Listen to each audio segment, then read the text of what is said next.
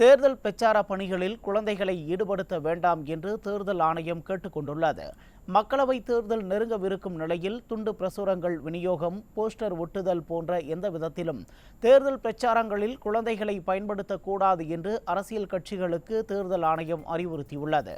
அதேவேளையில் கட்சியோ அல்லது வேட்பாளரோ தேர்தல் பிரச்சாரத்தில் எந்த வகையிலாவது குழந்தைகளை ஈடுபடுத்தினால் அதனை ஒருபோதும் தேர்தல் ஆணையம் ஏற்றுக்கொள்ளாது என்றும் தெரிவிக்கப்பட்டுள்ளது. அரசியல் கட்சிகள் மற்றும் சுயேட்சை வேட்பாளர்கள் என யாரும் தேர்தல் பிரச்சாரத்தின் போது குழந்தைகளை கையில் வைத்திருப்பது, தங்களது வாகனத்தில் குழந்தைகளை வைத்துக்கொண்டு பேரணி செல்வது போன்ற எந்த நடவடிக்கையிலும் ஈடுபடக்கூடாது என்றும் குறிப்பிடப்பட்டுள்ளது.